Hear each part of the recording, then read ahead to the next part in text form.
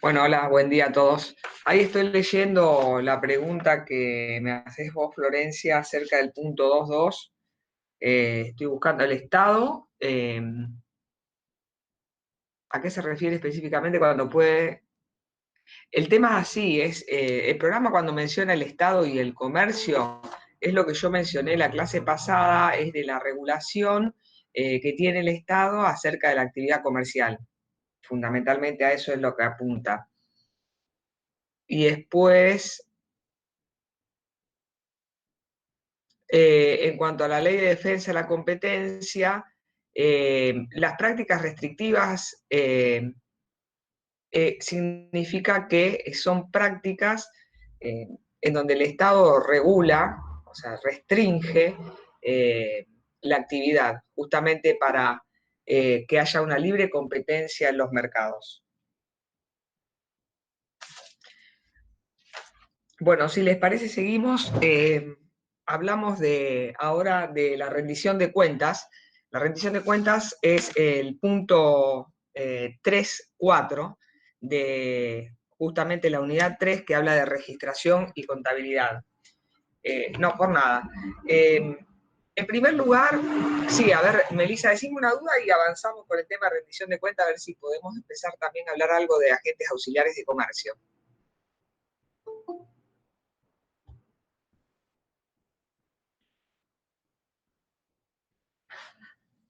Bueno, el tema de la matrícula en el registro público es los empresarios, vieron que yo les había dicho que la clase pasada que anteriormente cuando teníamos desdoblado la regulación de los códigos, por un lado el Código Civil y por otro lado el Código de Comercio, el Código de Comercio hablaba que los comerciantes debían pedir la matrícula en el registro público de comercio. Eh, Porque se acuerdan que yo les mencioné que nuestra anterior codificación, cuando no estaba aún unificado, perdón, eh, la regulación hablaba de comerciante y también, por un lado, o sea, era una regulación subjetiva y por el otro lado también era objetiva, cuando en el artículo 8 del anterior Código de Comercio hablaba acerca de qué era lo que se consideraban actos de comercio, es decir, si en el artículo 8 que tenía 11 incisos se cumplía alguno de esos actos que regulaba el código, esa actuación y ese negocio iba a estar subsumido por la regulación del Código de Comercio.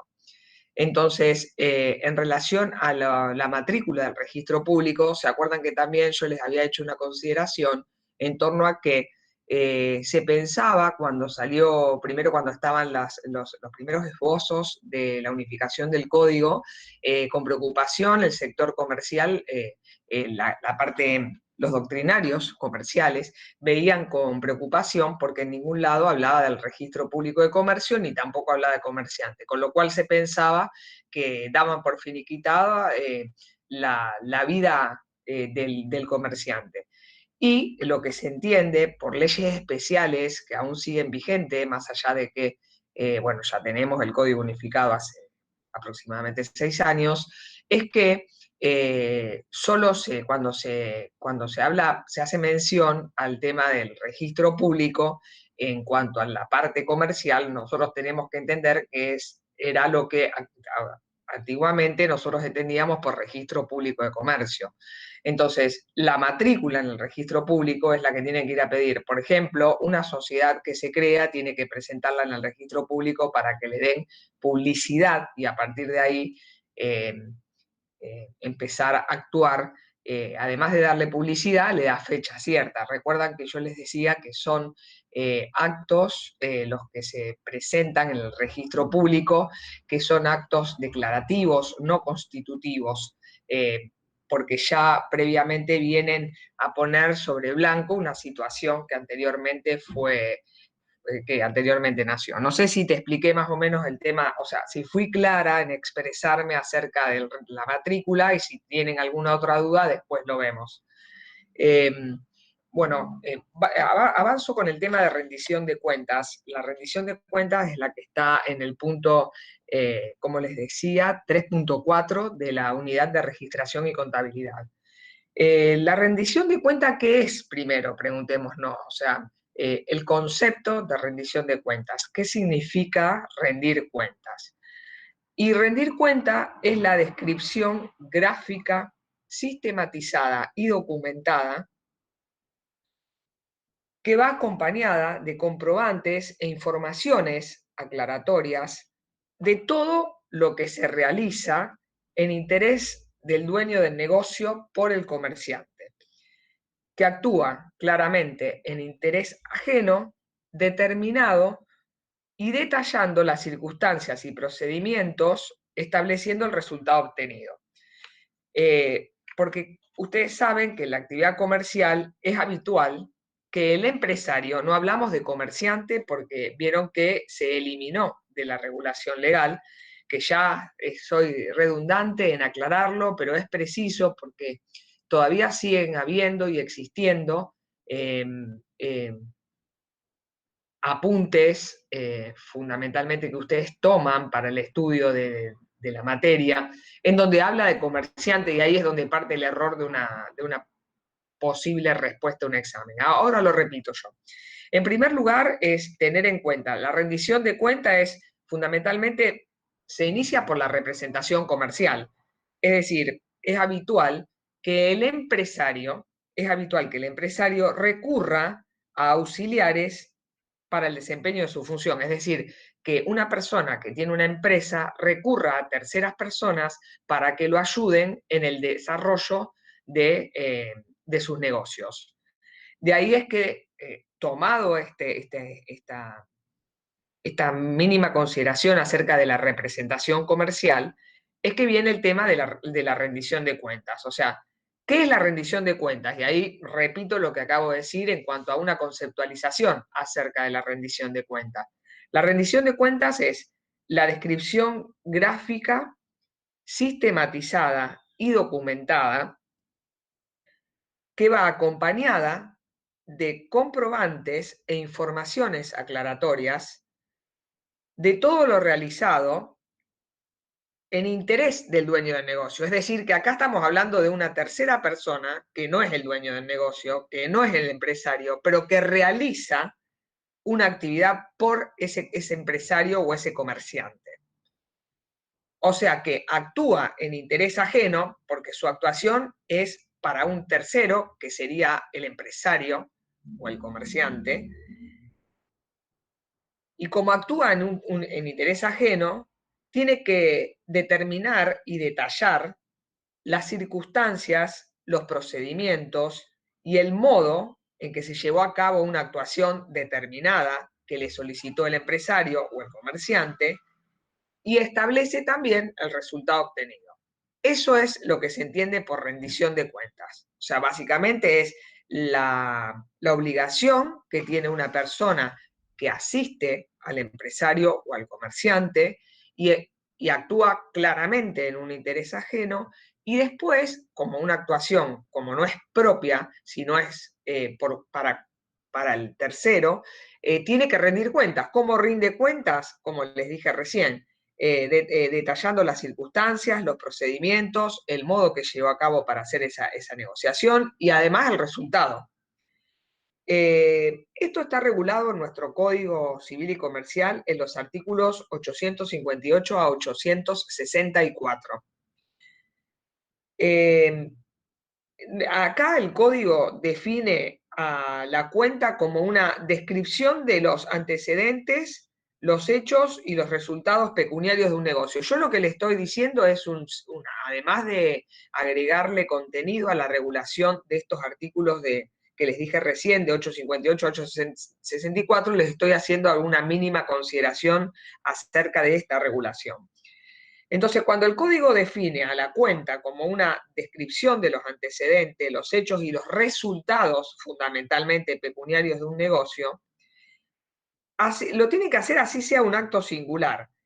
Y ahí es donde establece que se va a realizar una rendición de cuentas y se va a poner a consideración de una persona interesada.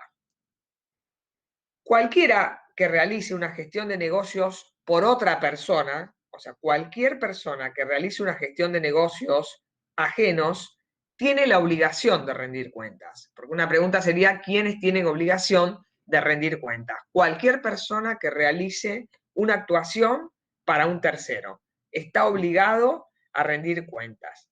Y esa obligación de rendir cuentas trae de la mano el deber implícito de obrar con buena fe. ¿Se acuerdan que yo la clase pasada o la anterior habíamos hablado de los preceptos de buena fe? Bueno, el tema de rendir cuentas de manera explícita y con la documentación comprobada, que avale y que respalde todo lo actuado por este representante,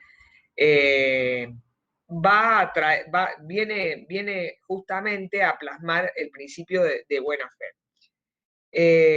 Porque justamente lo que tiene que hacer es detallar todo lo que hizo, absolutamente todo lo que hizo el representante, perdón. Tiene que explayar y comprobar y respaldar toda su actuación. Esto, o sea, no es simplemente rendir cuentas, fundamentalmente y especialmente, no es enviar un resumen o una liquidación a la persona que yo representé. Por ejemplo, a mí me otorgan un poder para que realice un acto X en nombre del empresario. Y yo no le puedo mandar simplemente un resumen de lo que hice y ya está. Sino que tengo que poner los libros a disposición, y además tengo que explicar por qué realicé ese tipo de negocios. Y esa explicación va de la mano con los comprobantes que justifiquen y aclaren por qué se llegó a ese resultado y por qué se actuó de esa manera. ¿Quiénes están obligados a realizar rendición de cuentas? Básicamente, las personas que están obligadas a rendir cuentas son todas aquellas que actúen en interés ajeno, aunque sea en nombre propio. En interés ajeno, aunque sea en nombre propio.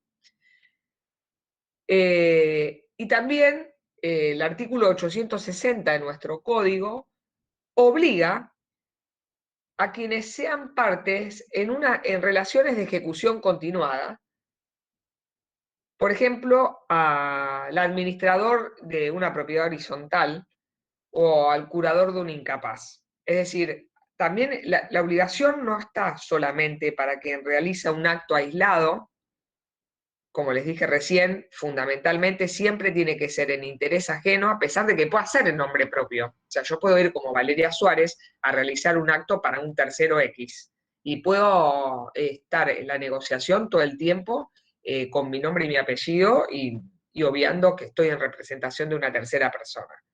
Pero además, lo que tengo que hacer es, por ejemplo, eso en un acto particular, pero si yo hago actos de ejecución continuada, que significa que, por ejemplo, cuando yo soy curador de una persona incapaz o soy administrador de una propiedad horizontal, la actividad mía se va a explayar mes a mes. También tengo la obligación de rendir cuentas. ¿En qué momento surge esta obligación de que yo rinda cuentas de la negociación o de la actuación que realicé? Y acá la ley establece que el momento es el que las partes hayan estipulado, o si no lo estipularon las partes, o sea, da la posibilidad que las partes estipulen cuándo tiene que proceder la rendición de cuentas. Pero si las partes no lo estipulan, es cuando lo disponga la ley. ¿Y la ley qué dice al respecto? Dice que esta rendición se va a practicar una vez que concluya el negocio determinado, y si se trata en un negocio de ejecución continuada, como les dije hace un rato, al concluir cada uno de los periodos o al final del año calendario. Eso es cuando ustedes, por ejemplo, le pueden decir rendición de cuentas, concepto, obligados y oportunidad. O sea, cuando se habla de oportunidad, o ustedes tengan alguna, por ejemplo, alguna pregunta de examen en donde hable de oportunidad, es en qué momento debe realizar el tercero que hace los negocios esa rendición de cuentas. Y la rendición de cuentas, además de todo esto que les expliqué brevemente, puede ser aprobada expresamente, o sea, aprobada por el representado, ¿no? Puede ser aprobada de manera expresa o en forma tácita. Y esta aprobación tácita se produce cuando el interesado no observó las cuentas, es decir, no objetó nada de lo que se le rindió, en un plazo convenido que dispone la ley, que en general hablamos de 30 días desde que se hace la rendición. Ahí la ley entiende que opera la aprobación de manera tácita. Es decir, si 30 días de presentada esa rendición de cuentas no la objeto, se da por aprobada. Y en cuanto a los saldos, que es la última consideración que voy a hacer acerca de la rendición de cuentas, en toda demanda, las cuentas que fueron aprobadas, el saldo debe ser pagado en el plazo convenido por las partes o el que disponga la ley, o en su defecto dentro de los 10 días. Pero esto está en los artículos que habla acerca de rendición de cuentas. Y en toda demanda de rendición de cuentas se requiere despejar dos incógnitas, básicamente. En primer lugar, vinculada con la obligación de rendirlas. Y en segundo lugar, relacionada con el trámite de la rendición de cuenta en sí mismo. Rendir cuentas presupone el reconocimiento de la obligación de una, o en defecto, una sentencia que condene a rendirla. Esto es, por ejemplo, cuando no rinden cuentas quien tenga que rendirla. Y después, por último, está la representación aparente. La representación aparente, simplemente, esto no, ustedes no lo van a ver así, porque el tema de rendición de cuentas habla concepto, régimen legal, importancia y finalidad, requisitos, procedimiento, extensión, aprobación e impugnación. Eso es lo que establece el programa nuestro en el punto 3.4. Pero sí han sido preguntas de examen y por eso quería hacer detenerme mínimamente en hablarles acerca de, específicamente la pregunta es representación aparente, qué significa y en qué supuestos procede. Y acá el tema de la representación aparente, ustedes pueden verlo, yo les voy a pasar el artículo que regula el tema de la representación aparente es, si no me equivoco, aguárdenme un segundo que estoy con el código, es el artículo 367. A ver, 2 segundos que lo busco.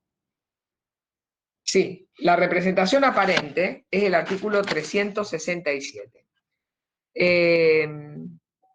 Esto es fundamentalmente, la representación surge de una actividad propia, ¿no es cierto? Lo que es lo que yo le explicaba ayer, recién es acto de la rendición de cuentas. O sea, cuando alguien rinde cuenta, es porque actuó en nombre en interés ajeno, es decir, en interés de otra persona. Pero la representación surge de la propia actividad, es decir, crea una apariencia que hace creer razonablemente que el sujeto que realiza el acto estaba facultado para realizarlo. Entonces, yo voy a realizar un acto por una tercera persona y la otra persona que está negociando conmigo no tenía dudas de que yo razonablemente implicaba que él tenía la creencia de que yo tenía la representación de la otra persona. Y la norma postula, es decir, el artículo 367, postula 3 situaciones en las que se presume que existía representación. El artículo dice así, rápidamente, si a usted le surge una duda, me frenan. Dice, representación aparente, cuando alguien ha obrado de manera de inducir a un tercero a celebrar un acto jurídico, dejándolo creer razonablemente que negocia con su representante sin que haya representación expresa, es decir, sin que tenga un poder de representación, expresamente quiere decir, por ejemplo, en un documento en donde se le otorga un poder. Se entiende que le ha otorgado tácitamente poder suficiente, es decir, tácitamente es que no es lo contrario a expreso, es decir, de manera tácita es que realiza todos los actos en donde la otra persona no tiene dudas de que la persona que está actuando en representación del representado tiene poder para hacerlo. A tal efecto, entonces, se presume que da tres casos en donde tres supuestos de representación aparente. El primero dice, quien de manera notoria tiene la administración de un establecimiento abierto al público es apoderado para todos los actos propios de la gestión ordinaria de este. El segundo supuesto es los dependientes que desempeñen en el establecimiento están facultados para todos los actos que ordinariamente correspondan a las funciones de realizar. Por ejemplo, un empleado en un comercio que me atiende a mí y yo en ese caso voy y le compro y el empleado, por ejemplo, me hace un descuento. Yo supongo que el empleado ese está actuando en representación del dueño del comercio y para lo cual entiendo de que tiene ese poder de representar y de disponer ese porcentaje de descuento, por ejemplo. Y el tercero, los dependientes encargados de entregar mercaderías fuera del establecimiento están facultados a percibir su precio otorgando el pertinente recibo. O sea, si yo voy, me compro algo y me dicen, bueno, me lo envían a mi domicilio y lo pagan en el domicilio, vienen y me entregan la cosa, yo interpreto que esa persona que me hace entrega, por ejemplo, de un producto, y yo le tengo que abonar la suma de lo que estaba previamente establecido, entiendo que esa persona tiene un poder para poder llevar a cabo el cobro de esa suma de dinero.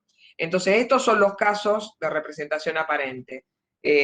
Simplemente esa consideración quería hacerle en torno a representación. Y no sé si tienen alguna duda acerca de esto, si no pasamos a la unidad 4, en donde habla de auxiliares de la actividad económica.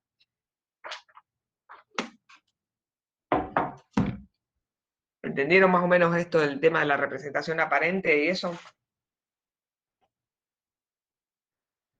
Bueno. Profe, a mí me quedó duda de cuándo se realiza lo que sería la rendición de cuentas. Cuando termina el negocio, cuando termina cada negocio, se hace la rendición de cuentas. Se entiende que la rendición de cuentas, o cada actuación, mejor dicho, y se entiende que la rendición de cuentas está aprobada de manera tácita, si no lo hace de manera expresa el representado, 30 días posteriores a que yo le presenté la rendición de cuentas. O sea, es a la finalización de cada negociación, y si llega a ser digamos, actuaciones sucesivas por el periodo que las partes hayan puesto, y si no, al finalizar cada año. Bueno, en cuanto a los agentes auxiliares de comercio, en primer lugar vamos a conceptualizarlo, es decir, porque fundamentalmente lo pide el punto 4.1, que habla concepto y clasificación. Los agentes auxiliares, ¿quiénes son? Son los colaboradores del comerciante en el ejercicio de la actividad jurídica y económica. Estos sujetos ayudan en las operaciones y en los contratos comerciales que celebre, gestionando e intermediando entre las partes para ayudarlas a concluirlas. O sea, son aquellas personas que colaboran con el comerciante en el ejercicio de la actividad jurídica y económica y ayudan en las operaciones y contratos comerciales que celebra, que gestione o que intermedia entre las partes para ayudar a concluirlas. Bueno, dale, lo repito de nuevo si querés. O sea, está bien. Concepto, entonces, de agentes auxiliares de comercio. Los agentes auxiliares son colaboradores del comerciante en el ejercicio de su actividad jurídica y económica. Los agentes auxiliares son colaboradores del comerciante en el ejercicio de su actividad jurídica y económica. Y estos sujetos, los agentes auxiliares, ayudan en las operaciones y contratos comerciales que celebre, gestionando e intermediando entre las partes para ayudar a concluirlas. Estos agentes auxiliares, ese sería el concepto de agentes auxiliares de la actividad comercial. Los agentes auxiliares cumplen una función muy importante en el desarrollo de la actividad comercial y en la ayuda de cumplir los objetivos del empresario. Estos agentes auxiliares se pueden dividir, y la división surge también de lo que establece en el programa, en agentes auxiliares subordinados y agentes auxiliares autónomos. Ustedes fíjense, cuando dice el concepto es el que le acabo de expresar recién, y cuando hablamos de clasificación, la clasificación surge de los dos puntos siguientes del programa. Ustedes siempre guíense por el programa. La clasificación sería, por un lado, agentes auxiliares autónomos, el punto 4.2 del programa, y por otro lado, agentes auxiliares subordinados, el punto 4.3 del programa. Esa es una gran clasificación de los agentes auxiliares autónomos y agentes auxiliares subordinados. Dentro de los agentes auxiliares subordinados, y acá sí no está esta subclasificación que pide, que sí sale de la doctrina, pero que no está establecida en el programa. Y los agentes auxiliares subordinados, a su vez, se pueden dividir en agentes subordinados internos o agentes subordinados externos. Entonces, vuelvo de nuevo. Los agentes auxiliares se dividen en dos grandes categorías: agentes auxiliares autónomos y agentes auxiliares subordinados. Dentro de la categoría de agentes auxiliares subordinados hay una subclasificación, y estos pueden ser agentes auxiliares subordinados internos y agentes auxiliares subordinados externos. Dentro de la categoría de agentes auxiliares subordinados internos, encontramos a los factores dependientes, gerentes y empleados. Vuelvo a repetirlo esto. Dentro de los agentes auxiliares subordinados internos, encontramos a los factores dependientes, gerentes y empleados. Y dentro de la categoría de los agentes auxiliares subordinados externos, encontramos a los viajantes de comercio. Entonces, ateniéndonos al tema del programa, que a ustedes siempre les va a servir de una guía fantástica para poder organizarse en el estudio, sale del 4.2 a 4.3, es la gran división de agentes auxiliares autónomos y subordinados. Dentro de los subordinados, el 4.3.1 son los agentes auxiliares subordinados internos, y el 4.3.2, viajantes de comercio, son los agentes subordinados de carácter externo. Los agentes auxiliares autónomos son los agentes que se vinculan con el empresario. Los agentes auxiliares autónomos son los agentes que no se vinculan con el empresario a través de una relación de dependencia. Vuelvo a repetir, porque esta consideración es muy importante que ustedes la tengan presente. Entonces, los agentes auxiliares autónomos no se vinculan con el empresario a través de una relación de dependencia, porque son quienes trabajan con el comerciante en forma independiente, como intermediarios o colaboradores, promoviendo o facilitando las operaciones comerciales o los servicios. Estos auxiliares en muchos casos son considerados verdaderos comerciantes y tienen un vínculo contractual con el comerciante. Por ejemplo, un ejemplo de estos, de un agente auxiliar autónomo, sería el agente de comercio. Un agente que está en el 4.2.3, agentes de comercio. Ese sería un claro ejemplo de un agente auxiliar autónomo. Es decir, no tienen una relación con el empresario o comerciante de dependencia,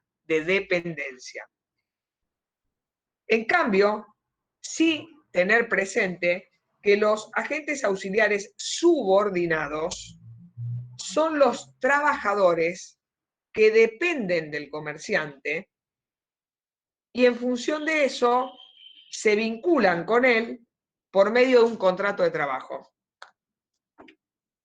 Acá la gran diferencia entre ambas categorías.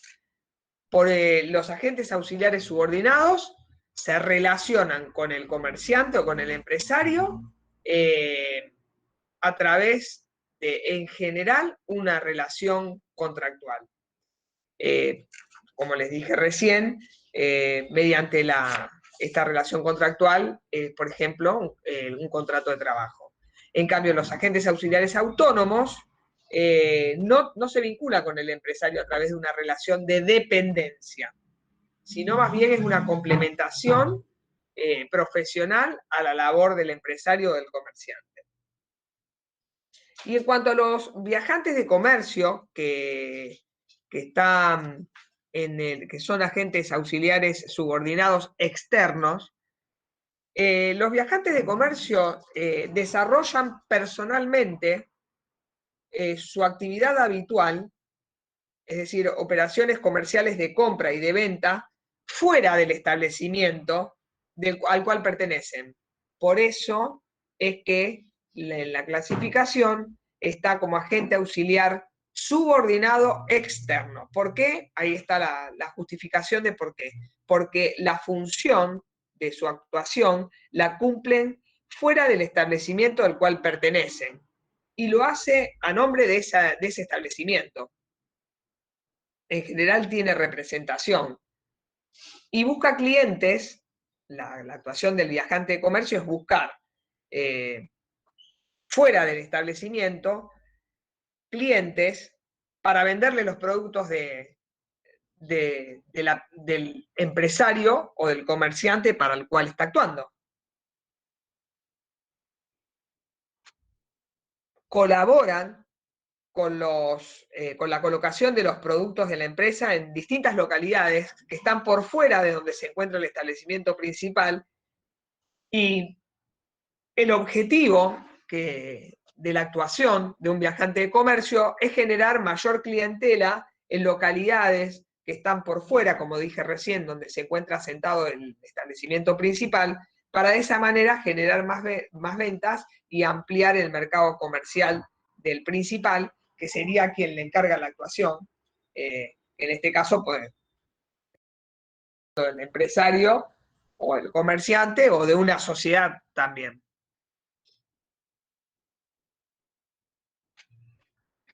Pero por otra parte, nosotros acá en nuestro programa y gran parte de la doctrina lo ponen dentro de la clasificación de agentes auxiliares subordinados externos. Pero quiero hacerle una breve mención, que ustedes por ahí pueden encontrar algún tipo de bibliografía en donde a los viajantes de comercio se los tome como si fueran realmente personas profesionales que brindan el servicio a los comerciantes o a los empresarios de generarle mayor clientela fuera del lugar donde se encuentra el establecimiento comercial. Pero acá viene el tema de cuándo son considerados los viajantes de comercio agentes subordinados. Y fundamentalmente esto es porque actúa en nombre de la persona, empresario o comerciante que les encargó el trabajo. Lo hace con una lista de precios que le brinda el comerciante o el empresario. Por otro lado, visita los lugares y la ruta que le da y le ordena, digamos, el empresario o el comerciante. Y fundamentalmente cobra una comisión también por la actuación que realiza y los negocios que concierne. Y en general,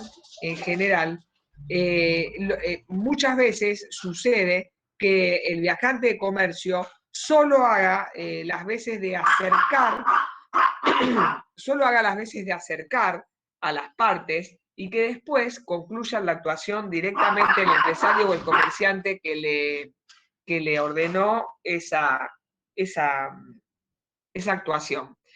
Entonces, para nosotros, fundamentalmente, esos serían los indicadores que establecen que un viajante de comercio es un agente auxiliar subordinado en el orden externo de la empresa. No sé si tienen alguna duda acerca de esto o avanzamos con el tema de... Y lo que sí les quería decir es que podemos distinguir a los viajantes de comercio según la actividad que desarrollen. Porque, por ejemplo, algunos viajantes, en cuanto a la actividad, ¿no? Algunos viajantes de comercio se encargan de comprar materia prima y productos para el establecimiento del cual dependen. Por ejemplo, sería una actividad. Pero también hay viajantes que ejercen la actividad para varios establecimientos, porque eso también puede suceder, que viaje por fuera de donde se encuentran los establecimientos comerciales y lo haga para varios establecimientos. Y también puede recibir, ¿se acuerdan que yo les había dicho en cuanto al mandato? Puede hacerlo por instrumento público o privado, o si no, de manera verbal.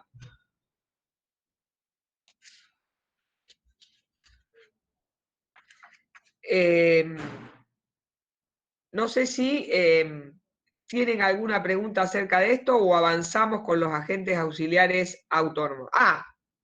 Aguarden, que me había olvidado.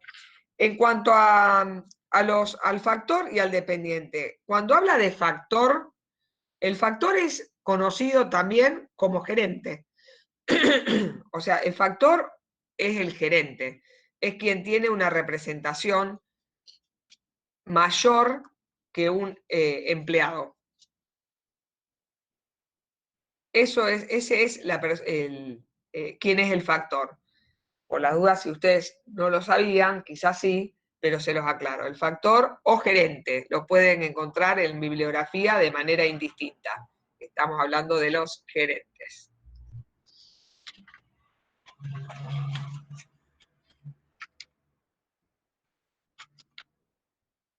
¿Hasta ahora me van siguiendo o está medio confuso el tema?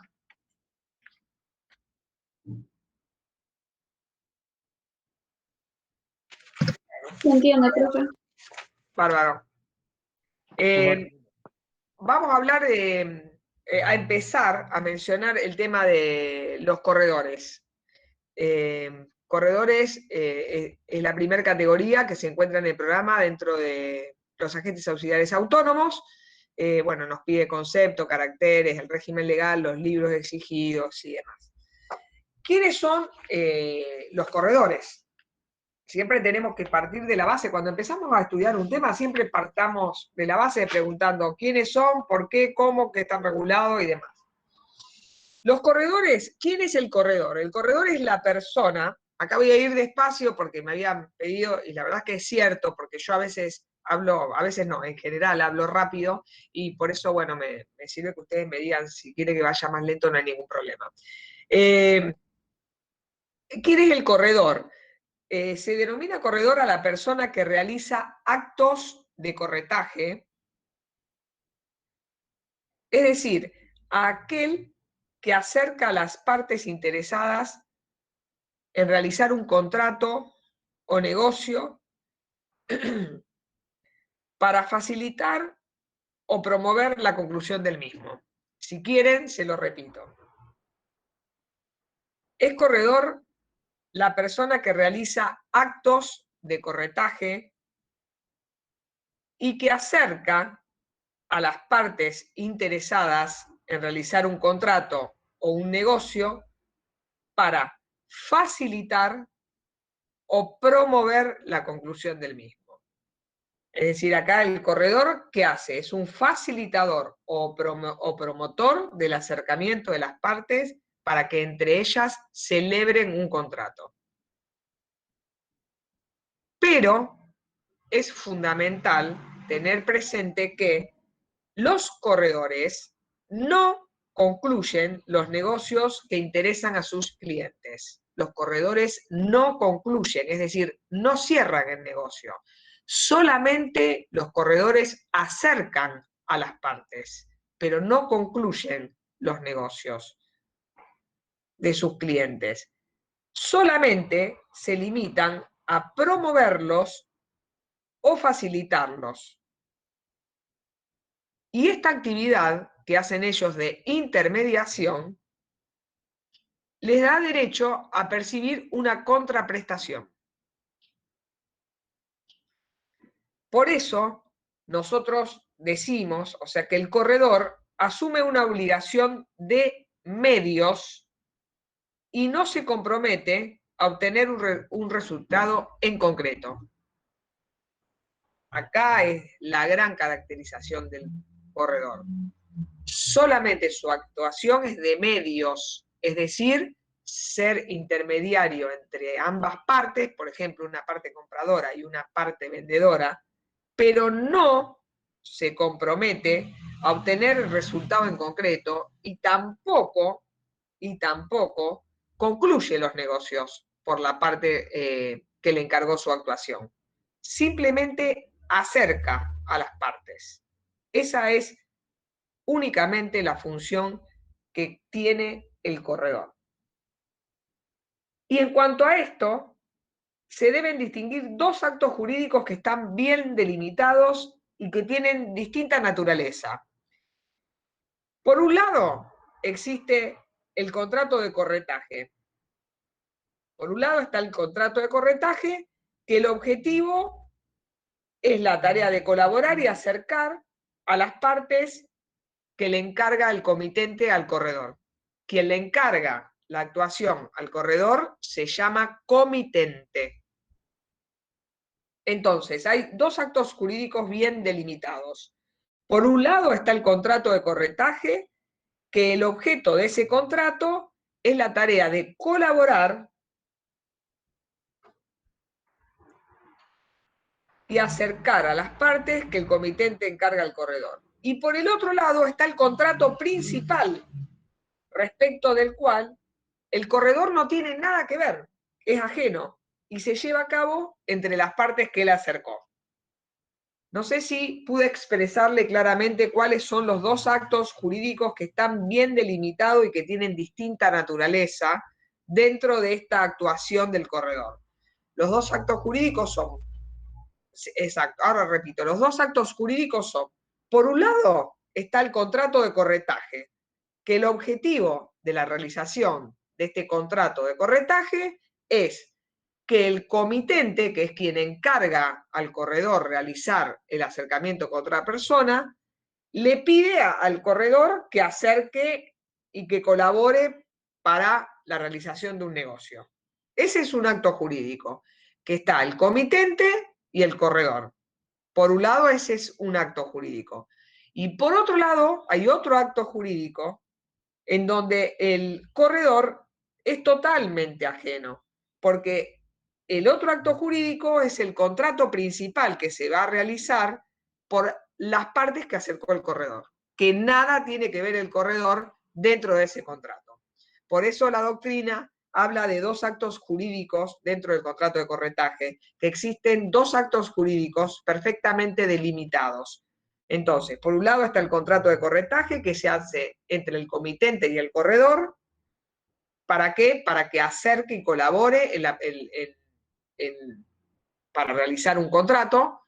Y por otro lado está el contrato principal que había dado origen al contrato de corretaje, pero que nada tiene que ver el corredor. Simplemente ahí están las partes compradora y vendedora y el corredor es ausente de ese contrato principal, al cual él sí ayudó a realizar, pero que nada tiene que ver dentro de ese contrato comercial.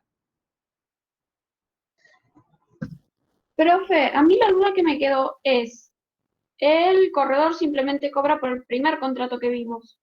No, claro, porque el corredor, o sea, el corredor lo que hace es promover o acercar a las partes. Entonces yo, por ejemplo, necesito comprar algo X y contrato a un corredor y lo contrato yo. Por ejemplo, yo, Valeria, quiero realizar un contrato con, no sé, Juan, por ejemplo. Entonces yo contrato o que Juan vende o provee, no sé, útiles escolares. Entonces, yo firmo un contrato con la persona para que me acerque a la persona que yo quiero contratar. Entonces, por eso digo yo que, por ejemplo, la persona a la cual yo, Valeria, voy a comprar algo, el vendedor no tiene nada que ver con el contrato que yo pedí a un corredor. No sé si les hice lío, pero el tema es así. Yo necesito que una persona, porque tengo imposibilidad, por ejemplo, no sé, física, y que me acerque a una persona porque quiero realizar un contrato X. Entonces, ¿qué va a hacer el corredor? El corredor va a hacer todas las gestiones y todos los contactos para que yo pueda acercarme a la parte a la cual yo quiero contratar. Pero yo le encargué esa misión al corredor. Entonces, la relación jurídica existente entre el corredor y el comitente, que en este caso sería yo que se lo encargo, es entre nosotros dos. La persona que el corredor va y busca y la contacta conmigo, que sería la comitente, no tiene nada que ver. O sea, Claro, por eso hablo de dos relaciones jurídicas. Por un lado, yo le encargué al corredor que me acerque con X para realizar X negocio y ahí hay un contrato. Y entonces yo me acerco con el otro, exacto, el tema del corredor inmobiliario, por ejemplo, exactamente, tal cual. Pero yo no tengo nada que, o sea, el corredor en la compra-venta no tiene nada que ver, porque el corredor lo único que hizo es acercar a las claro. partes, y el que le tiene que pagar una comisión es la persona que le encargó ese contrato esa actuación. No sé si pude expresarle claramente cuál es la diferenciación de estos actos jurídicos, que son diferentes. Sí, profe, fue muy clara. Muchísimas gracias. Bueno, no, gracias a ustedes por estar, digamos, a interactuar. Eh, Tener presente fundamentalmente que el corredor no es un comerciante, el corredor no es un comerciante. Eh, el corretaje es una actividad profesional. ¿Por qué? Porque exige para el ejercicio de este título, para el ejercicio de esta actuación, exige un título universitario.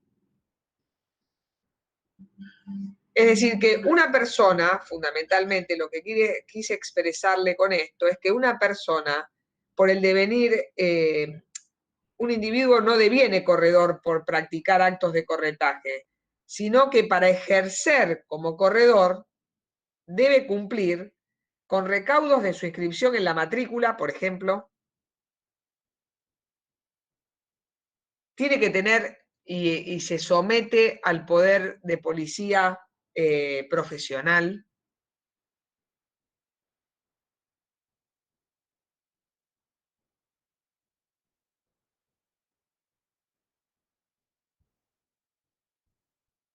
Y todo esto, ustedes los pueden leer, acá estoy buscando porque la verdad es que no me la acuerdo, si les soy sincera, es la ley, lo encuentran en el decreto 20, decreto ley 20266, decreto ley 20266.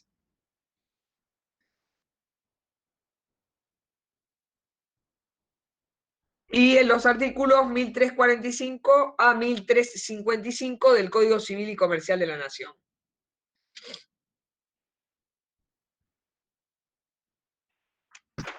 Profe, por favor, repítame los artículos del Código Civil y Comercial. 1345 a 1355. 1345 a 1355. Entonces, tener presente fundamentalmente que el corredor no es un comerciante, que es una actividad profesional que necesita y se le exige, perdón, un título universitario, que se somete al poder de policía profesional, como prevé la ley, y que además debe estar inscrito en la matrícula. O sea que, porque yo realice actos de corretaje de manera habitual, no me convierte en corredor. Fundamentalmente lo que se quiere es resguardar jurídicamente la actuación profesional del mismo. Y una última consideración acerca de esta parte que estamos hablando. La actividad consiste, bueno, obviamente en buscar sujetos interesados para celebrar el contrato y no se limita únicamente a la compra-venta, sino que también pueden ser tratativas preliminares que precedan a un contrato importante. También su actuación no necesariamente implica que yo busque un corredor para que después eventualmente celebre un contrato de compra-venta. Puede ser un montón de aristas por la cual yo recurro a la figura de un corredor. Y en la actualidad, como bien dijo, por ejemplo, Juan Manuel, en la actualidad la intermediación del corredor no se utiliza para celebrar muchos contratos, sino que quedó limitada casi exclusivamente al ámbito inmobiliario, porque la mayoría de los negocios, los interesados pueden acceder directamente al proveedor por los distintos canales de publicidad que existen para ofrecer productos y servicios.